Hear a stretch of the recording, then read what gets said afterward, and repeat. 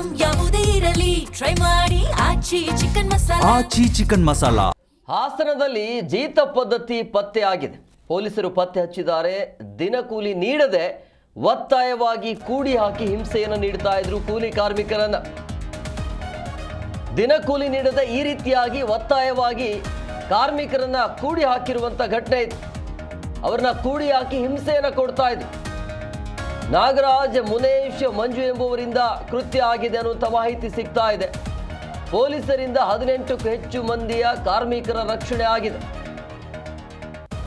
ಅಂದ್ರೆ ಬಂಧಿತ ಕಾರ್ಮಿಕರ ರಕ್ಷಣೆ ಆಗಿರೋದು. ಬೇಲೂರು ತಾಲೂಕಿನ ಚಟ್ನಹಳ್ಳಿ ಗ್ರಾಮದಲ್ಲಿ ಆಗಿರುವಂತಹ ಘಟನೆ ಇದು. ಹಳೇಬೀಡು ಪೊಲೀಸ್ ಠಾಣಾ ವ್ಯಾಪ್ತಿಯಲ್ಲಿ ಈ ಒಂದು ಘಟನೆ ಆಗಿದೆ. ಜೀತ ಪದ್ಧತಿನೇ ಇದು. ಕೂಲಿ ಕೊಡದೆ ಒಂದು ರೂಮಿನಲ್ಲಿ ಕೂಡ ಹಾಕಿರೋದನ್ನು ಕೂಡ ನೀವು ನೋಡ್ತಾ ಇದ್ರಿ.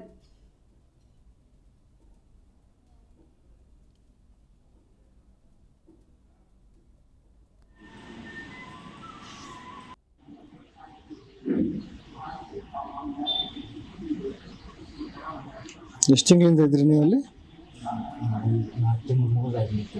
ಅವರು 8 ತಿಂಗಳು.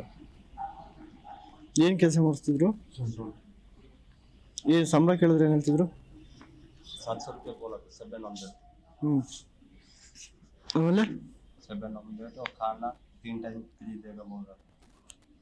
खाना फ्री कुछ जैसा देगा, 700 पैसा देगा बोल रहा था। और गांव जाएगा बोला था। मेरा कुछ जानवर में बोला था, जानवर में हो गया, गांव जाएगा बोला। बाद में बोला मेरा पापा को पूछ, बाद में बोला उसको पूछे तो वो बोला है हाँ ये फेब्रुआरी में जाओ बोलते। अभी क्या हो रहा था एक तक मालूम। कौन हो? वो कौन है? नागा सेठ जो हमारा पैसा दे रहा था। कहाँ से आया? हमारा उड़ीसा। उड़ीसा से। ನಾವು ಡ್ರೈವರ್ ಕೆಲಸಕ್ಕೆ ಹೋಗಿದ್ವಿ ಹುಬ್ಳಿಯಿಂದ ಇಲ್ಲಿ ಕಳಿಸಿದ್ವಿ ಚಟ್ನಳ್ಳಿ. ಅಲ್ಲೇನೋ ಟೊಮಾಟೊ ಕೆಲಸ ಇದೆ ಅಂತ ಕರ್ಕೊಂಡು ಬಂದೆ.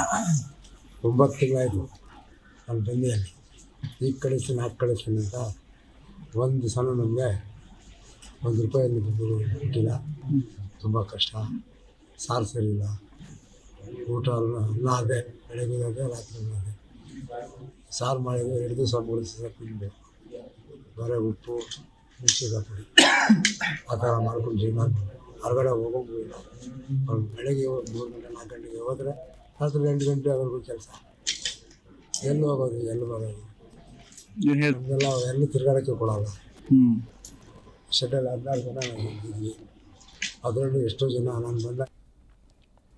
ಈ ಬಗ್ಗೆ ಮತ್ತಷ್ಟು ಮಾಹಿತಿ ನೀಡುತ್ತಾರೆ ನಮ್ಮ ಪ್ರತಿನಿಧಿ ಪ್ರತಾಪ್. ಹಿರಿಸಾವೆ ಫೋನ್ ಸಂಪರ್ಕದಲ್ಲಿದ್ದಾರೆ. ಪ್ರತಾಪ್, ಈ ರೀತಿ ಕಾರ್ಮಿಕರನ್ನ ಬಂಧಿಸೋದು ಎಷ್ಟರ ಮಟ್ಟಿಗೆ ಸರಿ ಅಂತೇಳಿ, ನಾವು ಎಂಥ ಸಮಾಜದಲ್ಲಿ ಬದುಕ್ತಾ ಇದ್ದೀವಿ ಅಂತ, ಎಲ್ಲಿದ್ದಾರೆ ಈಗ ಅವರು?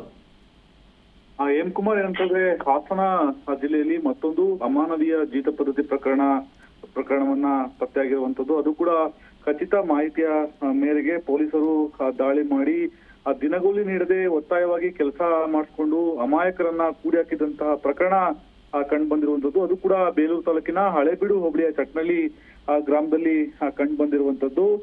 ನಾಗರಾಜ್ ಎಂಬ ವ್ಯಕ್ತಿ ಇದ್ದಾನೆ. ಈತ ಕಾರ್ಮಿಕರನ್ನ ಕೂಡಿಟ್ಕೊಂಡು ಸಾಕಷ್ಟು ಚಿತ್ರಹಿಂಸೆ ನೀಡ್ತಾ ಇದ್ದ. ಪ್ರಮುಖವಾಗಿ ಏನು ಬರೀ ನಮ್ಮ ರಾಜ್ಯ ಅಷ್ಟೇ ಅಲ್ಲದೆ ಹೊರ ರಾಜ್ಯಗಳಿಂದನೂ ಬಂದಂತ ನಿರ್ಗತಿಕರನ್ನ ಟಾರ್ಗೆಟ್ ಮಾಡಿ ಅವರನ್ನ ಕೆಲಸ ಕೊಡಿಸ್ತೀನಿ ಅಂತ ಹೇಳಿ ತೋಟಕ್ಕೆ ಕರ್ಕೊಂಡು ಹೋಗುವಂಥದ್ದು.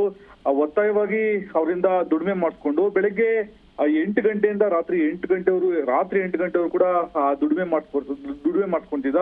ಜೊತೆಗೆ ಅವ್ರಿಗೆ ಕೂಲಿನೂ ಕೂಡ ನೀಡ್ತಾ ಇರಲಿಲ್ಲ.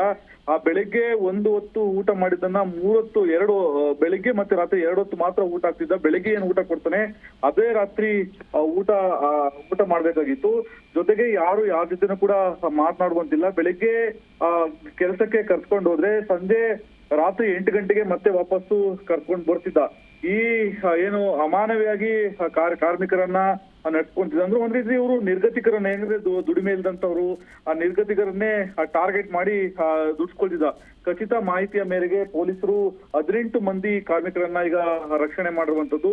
ಆ ರಕ್ಷಣೆ ಮಾಡುವಂತ ಎಲ್ರನ್ನು ಕೂಡ ಹಾಸನ ನಗರದ ಅಂಬೇಡ್ಕರ್ ಭವನದಲ್ಲಿ ಎಲ್ರನ್ನು ಕೂಡ ಎಲ್ರು ಕೂಡ ಆಶ್ರಯನ ನೀಡಲಾಗ್ತಿದೆ. ಸದ್ಯ ಪೊಲೀಸರು ಅವರವರ ಊರು ಅವ್ರು ಯಾವ ಊರಿದ್ದಾರೆ ಅವ್ರು ಯಾವ ಊರ ಜೊತೆಗೆ ಅವರ ಫ್ಯಾಮಿಲಿಯನ್ನ ಕಾಂಟ್ಯಾಕ್ಟ್ ಮಾಡಿ ಅವರನ್ನ ಇಲ್ಲಿಂದ ಕಳಿಸುವಂತ ಒಂದು ಪ್ರಯತ್ನ ಈಗ ಪೊಲೀಸ್ನವರು ಮಾಡ್ತಾ ಇದ್ದಾರೆ.